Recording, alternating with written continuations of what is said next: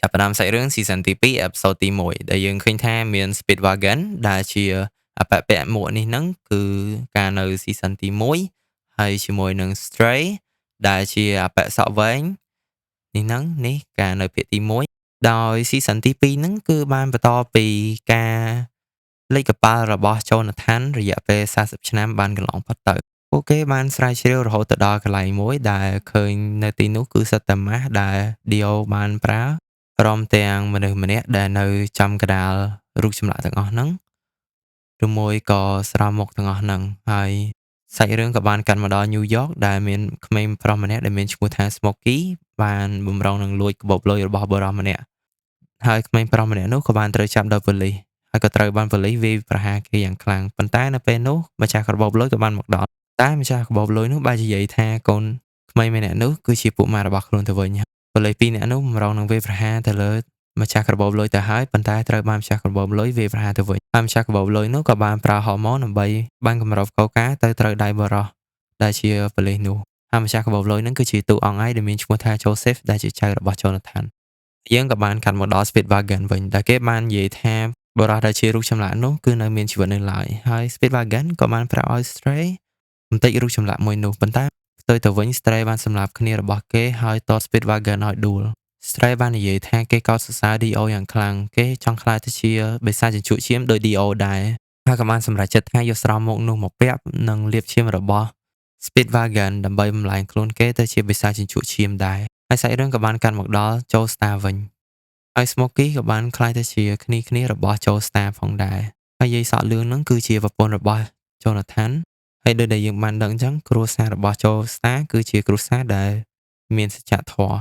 ជាក់ស្ដែង Irina ដែលជាប្រពន្ធរបស់ Jonathan ជាមនុស្សដែលប្រឆាំងជាមួយនឹងអំពើហិង្សាប៉ុន្តែថ្ងៃមួយមានអាកម្មាប់ម្នាក់ចង់ធាក់ Smokey ចេញពីហាងហើយនាងក៏បានឲ្យ Joseph ផ្ដាល់ម្នាក់នោះដោយសារតែវាលើសពេកហើយកន្លែងហ្នឹងក៏បានបញ្ជាក់ពីសមត្ថភាពរបស់ Joseph មួយដែលគេអាចអានពាក្យដែលសត្រូវរបស់គេបំរុងនឹងនិយាយជាក់ស្ដែងដូចជានៅកន្លែងនេះ Joseph Joestar បាននិយាយពាក្យដែលសត្រូវរបស់គេបំរុងនឹងនិយាយប៉ុន្តែនៅពេលនោះមេរបស់អាកម្មាប់ដែលនៅក្បែរហ្នឹងក៏បានងើបឈរឲ្យសុំទោស Joseph ហើយគេបានបន្ថែមទៀតថាគេមកទីនេះដើម្បីស្វែងរកតើនរណាគេបានសម្លាប់ Stray ដែលធ្វើឲ្យ Irina លំបាកចិត្តយ៉ាងខ្លាំងហើយ Joseph ក៏បានតបអបនំជើងព្រោះគេបានធ្វើឲ្យយាយរបស់គេពិបាកចិត្តបន្ទាប់មកពួកគេពីរនាក់ក៏បានទៅកាហ្វេប៉ុន្តែពេលនោះ Joseph ក៏បានឃើញ Stray ឈរនៅខាងក្រៅពេលនោះ Stray បំរុងនឹងវាយប្រហារ Joseph ទៅហើយប៉ុន្តែ Joseph ក៏បានដកកំភ្លើងគេមកនិងបាញ់វាយប្រហារទៅលើ Stray ដែលធ្វើឲ្យ Stray ខ្ទាតចូលទៅហាងមួយ Stray មើលទៅហាក់ដូចជាស្លាប់ទៅហើយប៉ុន្តែគេបានងើបឈរឡើងវិញនៅក្នុងអេផ isode ទី2ហើយវាមិនចម្លើយទេព្រោះថា Vampire មិនស្លាប់ដោយសារកំភ្លើងឡើយហើយគេក៏បានបាញ់ឡាស៊ែររបស់គេទៅ Joseph ប៉ុន្តែមិនចំ Joseph ឡើយព្រោះនោះគឺជាកញ្ចក់តែប៉ុណ្ណោះមិនមែនជារូបរាងរបស់ Joseph ឡើយ Joseph ក៏បានប្រើហូម៉ូនចូលទៅក្នុងកំភ្លើងរបស់គេហើយក៏បានវាយប្រហារទៅលើ Stray ប៉ុន្តែនៅពេលនោះ Stray មិនបានស្លាប់ឡើយព្រោះគេបានប្រើកម្មារបស់គេស្រូបយកហូម៉ូនមួយនោះ Stray ក៏បានអួតពីកម្មារបស់គេថាកម្មារបស់គេចេះចោះចឹងទៅប៉ុន្តែពេលនោះ Joseph ក៏បានដកគ្រាប់បែកដែលមាននៅខ្លួនរបស់គេហើយចងភ្ជាប់ជាមួយនឹង Stray Stray បានបែកខ្លួនជាកំទេចកំទីប៉ុន្តែខ្លួនរបស់គេនោះក៏បានបញ្ចូលគ្នា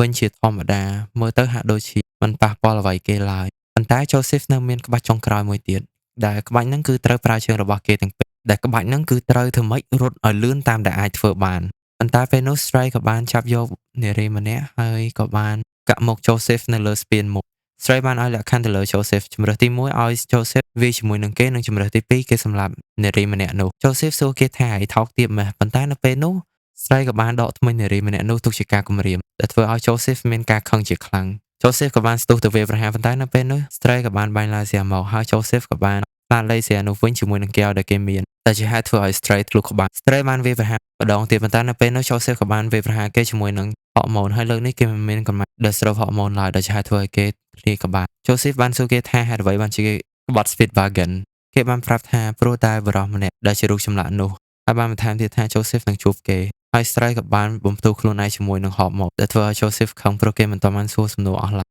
ហើយសាច់រឿងបានបញ្ជាក់យើងថាក្នុងអំឡុងពេលនោះគឺនៅក្នុងសង្គ្រាមលោកលើកទី2ដែលប្រទេស German នឹងធ្វើគ្រប់យ៉ាងដើម្បីឈ្នះសង្គ្រាមលោកលើកទី2នោះដែលពេលនោះគឺមានមេតាហានម្នាក់ដែលបាន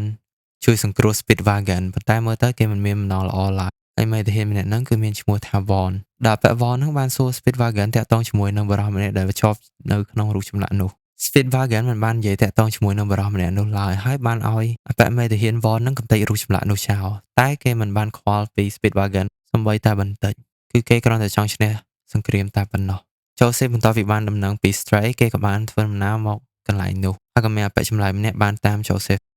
ឆ្លាតគេបានដឹងថាមានបុរសម្នាក់កំពុងតែតាមគេក៏បានឈប់ម៉ូតូរបស់គេហើយក៏បានសួរបុរសម្នាក់នោះថាហេតុអ្វីបានជាគេតាមខ្លួនដូច្នេះបុរសម្នាក់នោះចង់សួរ Joseph តាក់ទងជាមួយនឹង Stray ហើយបុរសម្នាក់នោះក៏បានវាយប្រហារទៅលើ Joseph ជាមួយនឹងកាំបិតដែលខ្លួនមានគេបានធ្វើឲ្យ Joseph ដួលទៅនឹងដីប៉ុន្តែ Joseph ឆ្លាតក៏បានប្រើហូម៉ូនទៅលើដំបងបន្លាហើយក៏បានធ្វើឲ្យបុរសម្នាក់នោះមុតបន្ទាប់មកគេក៏បានសួរបុរសម្នាក់នោះហេតុអ្វីបានជាគេចង់ដឹងពី Stray ប៉ុន្តែបែរជាបានទទួលចម្លើយថា Speedwagon គឺនៅរស់នៅឡើយដែលធ្វើឲ្យ Joseph ស្រក់ទឹកមាត់ទៅលើវ៉ែនតាអូច្រឡំស្រក់ទឹកភ្នែកទៅលើវ៉ែនតាតាមមកដល់កន្លែងផ្សាររបស់អបទាហានវិញគេបានបញ្ចូលឈាមទៅលើរូបចម្លាក់មួយនោះដែលជាហេតុធ្វើឲ្យរូបចម្លាក់មួយនោះបានដឹងខ្លួនបុរសម្នាក់នោះឡើងក្លាយជារូបចម្លាក់ហើយក៏បានក្លាយទៅជារូបរាងមនុស្សវិញនៅពេលនោះគេក៏បានប្រឡែងបិសាចជញ្ជក់ឈាមដែលគេបានចាប់ទុកនោះឲ្យវាប្រហារជាមួយនឹងបុរសម្នាក់នោះដែលមើលពីដំបងមើលទៅបុរសដែលទើបតែចេញពីរូបចម្លាក់មួយនោះមើលទៅហាក់ដូចជាមានកម្លាំងខ្សោយយ៉ាងខ្លាំងដែលធ្វើឲ្យយើងអាចនឹងគិតថាបុរសម្នាក់នោះនឹងចាញ់បិសាចជញ្ជក់ឈាមនោះប៉ុន្តែគេបែរជាស្រូបបិសាចជញ្ជក់ឈាមនោះទៅចូលទៅក្នុងខ្លួនរបស់គ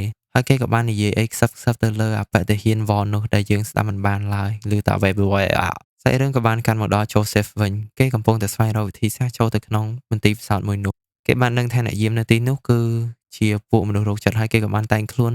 របស់គេទៅជាមនុស្សស្រីដែលជាហេតុធ្វើឲ្យទាហាននោះបំរុងនឹងវាយប្រហារគេបានប្រើហូម៉ូនទៅលើគម្របស្រាហើយបាញ់ទម្លាក់ដូងទៅលើទាហាន2នាក់នោះព្រមទាំងទាត់ពួកគេម្នាក់មួយជើងគេក៏បានយកអាវរបស់ទាហាននោះយកមកពាក់តាមដល់មន្ទីរផ្សោតវិញយើងក៏បានដឹងថាបុរសដែលទៅតែរួចខ្លួនពីរូបចម្លាក់នោះបានបាត់ខ្លួនបាត់ទៅហើយគេមិនបានដឹងថាហេតុអ្វីបានជាគេបាត់ខ្លួនឡើយពួកគេបានមើលវីដេអូដែលគេបាន record នោះសារឡើងវិញហើយក៏បានដឹងថាបុរសម្នាក់នោះបានបំបាក់ដៃបំបាក់ជើងរបស់គេដើម្បីឲ្យខ្លួនគេអាចចូលទៅក្នុងប្រឡោះដែលនៅក្បែរនោះបានហើយគេក៏បានចេញមកដើម្បីវាយប្រហារទាហានមួយដែលនៅក្បែរទីនោះហើយក៏បានធ្វើឲ្យបុរសម្នាក់នោះប៉ោងដូចជ្រូកខ្វែងអញ្ចឹងអបវ៉នក៏បានឲ្យគ្នារបស់គេបាញ់ទៅលើបុរសម្នាក់នោះហើយបុរសដែលត្រូវបានគេបាញ់នោះបែរជាយកដៃរបស់គេបាញ់ទៅលើទាហានម្នាក់ហើយអាមួយវិសាញជក់ឈាមហ្នឹងក៏បានចេញពីរាងកាយរបស់ទាហានហើយម្រងនឹងបាញ់ក្រកកំភ្លើងដែលគេបានស្រូបយកទៅពេលនោះ Joseph ក៏បានបោចសក់អបវ៉នហើយបញ្ជូនហូម៉ូនចូលទៅក្នុងសក់នោះដើម្បីរងក្រកកំភ្លើងដែលសេវិនតូឬមួយក៏វិសាញជក់ឈាមនោះ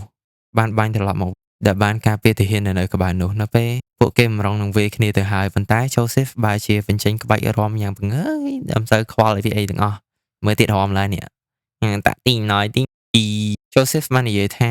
អំបិតអបវិសាជក់ឈាមនៅល្អទេតែសារអបទាហានហ្នឹងអត់បានមើលថាអបវិសាជក់ឈាមឲ្យដិតដល់តែពេលហ្នឹងអបវិសាជក់ឈាមហ្នឹងបានខ្វល់ពី Joseph ឡើយហើយក៏បានដើរកាត់ Joseph ពេលនោះ Joseph ក៏បានតតអបនឹងមួយជើងប៉ុន្តែត្រូវបានអបនោះតតវិញហើយក៏បានធ្វើឲ្យ Joseph ដួលអបវិសាជក់ឈាមហ្នឹងឆ្ងាយខ្លាំងមែនគេអត់អាចស្រូបយ